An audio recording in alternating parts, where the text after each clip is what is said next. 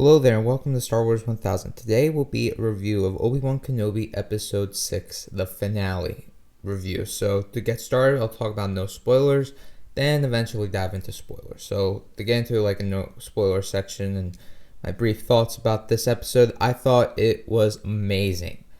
I had goosebumps so many times in this episode. I lost my mind a few times in this episode. It's just so many really cool things. There's some unevenness in this episode. Some things with certain characters I felt like was a little strange. Overall, though, I really did like this episode a lot. I was heavily entertained. I had goosebumps so many moments. Felt like this was a really great finale to the Obi-Wan series. Everything I wanted to see pretty much has happened. A few things that were not resolved kind of bothered me, and also other things I wanted to see from the series we obviously just did not see, and I guess it is what it is. But overall, I've really liked this series. I'm going to do a full season review, and I really liked this episode. I thought it was really freaking cool, and I really liked it. I want to say this is my favorite episode of the series, but there's some moments I did not like, and with the first episode of this series, I felt like everything was so freaking perfect. But this episode has extreme highs, but some lows, which keeps it from being 100% in my opinion. Unlike the first episode, I felt like was absolutely perfect. But this episode, I feel like was really freaking great, just not perfect. So that's why I think this is the second best episode of the series, but some incredible highs, that's for sure. So I'll give this episode a 95%. All right, I'm going to head into spoilers now in 3, 2, 1. If you didn't click away, I'm about to get into some big spoilers for this finale. Hopefully you clicked away and if you didn't want to hear spoilers. But alright, here's the spoilers. So let's talk about the Vader and Kenobi rematch of the century. Okay, I did not like their fight choreography. I didn't like the actual fight itself. I think there were some cool moves in there, and I have to say this is my favorite fight between Vader and Kenobi, but I still don't like any of their fights. I didn't like their fight in episode 3. I didn't like their fight in episode 4. And I don't like this fight too much here. I feel like this fight was a little over the top at times, and it's just my opinion. I know I'm probably in the minority that thinks that none of their fights have been good. I don't like this fight either too much, to be honest with you. But it is my favorite fight that they've ever had. I wish I could like it though, but at least I have a favorite now. So I at least have a fight between the two characters that is better than the ones I've already previously seen that I already don't like. But there's that. But man, like at the end of their fight though, when Obi-Wan was breaking down like that, incredible writing and acting from Ewan McGregor.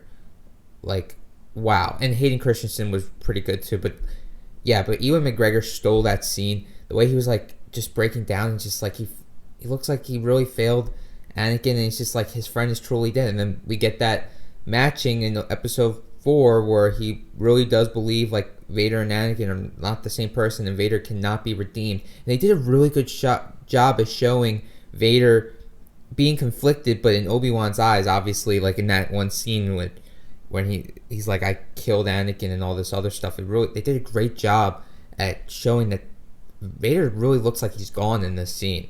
Like if you see him like trying to walk towards Obi-Wan, he looks like a freaking machine. And then in episode 6, like I said, it matches with the line in episode 6 where Kenobi believes Anakin / Vader is more machine now than man, and like Anakin really is gone. But throughout the series though, we do see conflict in him, and we even see conflict in him in the end of this episode. So obviously it has that hints that he could still be turned back to the light side. It's just Obi-Wan did not see it when he confronted Anakin. So there was some really great stuff there. I really liked their ending of their duel. I liked the moment that Vader and Obi-Wan had. Ewan McGregor had some really like powerful scenes. He had very great acting by Ewan McGregor, and I felt like Hayden Christensen did a good job at portraying this character being more machine now than man. And like the way his facial expressions in the mask too is just very powerful. It's just like he looks like he's just not human, So I really like that.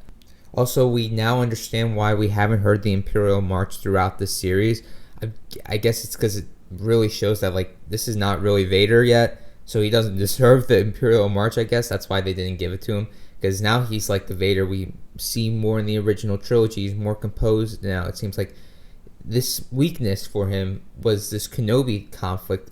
It seems like he's really had that under control. Obviously, he still wants to hunt down Kenobi, because we see in episode 4 he's still eager to kill him, but he's just not like obsessed with him. And I think he's thinking smarter now by the time we see in the original trilogy, because we see in the comics and stuff he has some issues, and he's conflicted, but he acts like Vader. In this series, I feel like he acts like Vader a lot, but when it comes to Kenobi, he's just kind of dumb. And not dumb, but like not as smart as he could be. And I feel like Obi-Wan really got in his head and did not made him like feel out of character, and made him not feel like the Vader we're used to seeing. But I think at the end of the series, where Palpatine is like, you're showing like a ton of weakness when it comes to this guy. Like, what is wrong with you? Like, this is not you. You're letting this cloud your judgment about everything. It's kind of like what Palpatine or Darth Sidious was saying, and Vader's just like, yeah, I gotta put this aside for now, because I'm losing track of who I'm supposed to be. And I really like that. I like that we got the Imperial March at the end, and it kind of felt earned instead of just giving it to him throughout the series. Be honest with you, I think they should have still put it in the series. I get what they were aiming for, though, and I do like a lot of times when the Imperial March wasn't playing, because it made Vader seem more of a horror villain, like scary, like a very scary character, and I liked the ruthlessness that came from him. So it was cool, like, not hearing the music because it made it more scary, but I think I would have preferred to hear the Imperial March. And we hear the Imperial March in Jedi Fallen Order, and that takes place 5 years before this show. And Vader acts more like Vader in that video game, but I guess it's because it has nothing to do with Kenobi. And when Vader hears Kenobi, he's just not thinking straight. And I guess he's now like realizing, like, all right, I gotta really compose myself, because I'm just out of control. I'm just like, this is too much for me. I gotta be Vader. I can't worry about Kenobi too much. And if I end up confronting him, obviously I want to kill him, but it's not my main priority anymore. So I really like that. Also, another scene I really liked was Obi-Wan was talking to Leia. He's like, you have like the qualities of your mother and father, and I thought that was like a really touching scene. And I really liked Leia in this series. I'm really happy that she was in this show. I think she was a cool addition. I think it made a good reason for why Obi-Wan should leave, and I do believe that Leia should be looked at Luke like equally. I think they should be equally important, and this series does do a good job at showing that they are equally important, and Leia is as important as Luke. Also, I really liked they fixed a plot hole that was going to be created by this series at the end, with like between Obi-Wan and Leia. Obi-Wan's telling Leia that you have to like be careful what you say. If you ever want to get in contact with me again, you just gotta be careful and say certain things. So I guess she always knew Obi-Wan, and the reason why she didn't flat out say, "Hey, you remember this time you saved me, and you remember this, and that?" I guess it was to be careful what to did not like blow his cover. I really liked that. I think I liked Leia knowing Obi-Wan, and I like that they fixed this plot hole that I thought was going to be created, but it ended up not being created, and it's just added context to the universe. It adds a reasoning for why Leia names her son Ben, because that is kind of weird. Before I saw this show, I thought it was weird that she named her son after someone she never knew, but apparently she did know Obi-Wan. And when you do hear that scene when "Help me, Obi-Wan Kenobi, you're my only hope," I guess you kind of can, like, when she says "you're my only hope," I feel like it kind of sounds like she does know him a little bit, like, I don't know. I feel like it is possible for her to know that, to know Obi-Wan. So also we get to see Reva try to kill Luke. I don't know. I found Reva to be an interesting character. I thought she was fine in this series. I felt like she was fine in this episode. It was kind of predictable that she was going to turn good, but apparently she was always a good guy from the start. Um, cool. I didn't. I'm not saying I didn't care. I thought it was interesting. I feel like her character is pretty interesting, and I think she was a cool addition to the show, and to add stakes because she is a new character, and I think it would be very predictable if we didn't have very predictable and very safe if we didn't have new characters that we had no idea what happens to them.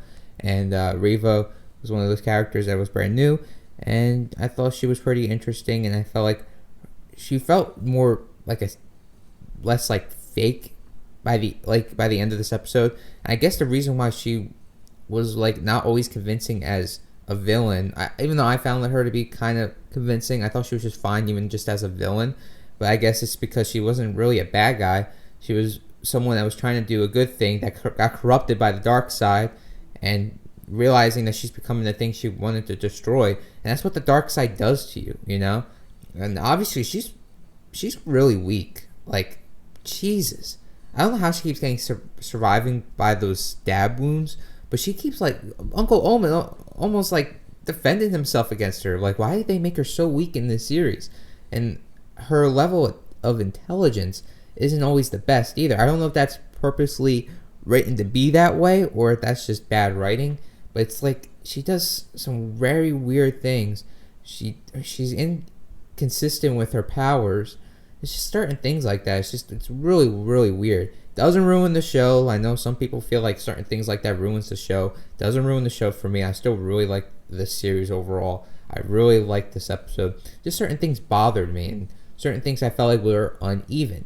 But overall, like I said, I really liked this episode. So many great moments. I didn't like the fight between Vader and Obi-Wan, but I'm just kind of used to that at this point, to not like any of their fights between the two iconic characters. So it didn't ruin the episode for me. I kind of expected I wasn't gonna like it anyway. And also, I didn't like their fight in episode 3 either. I didn't like episode 3 of this series, part 3. I didn't like their fight in the movie episode 3. I didn't like their fight in part 3. And I didn't like their fight in part 6 either. And I don't like their fight in episode 4, A New Hope. That's just my opinion, though. I feel like there could be a season 2 based off of the way it ended. I guess Obi-Wan could go off with Force Ghost Qui-Gon, because we did see him in this series. We saw him at the end. I guess he could go off with him and learn the ways of becoming a Force Ghost from Qui-Gon. And I feel like Qui-Gon did influence things throughout the show. And like you said, he's always been there. But yeah, there could be a season 2 about Obi-Wan becoming a Force Ghost. Maybe he takes on some Sand people in the second season. Definitely left it in a way where they could make a season 2, in my opinion. And I was also really hoping to see my pitched ending, where we go to Return of the Jedi and see a moment between Force Ghost Anakin and Force Ghost Obi-Wan.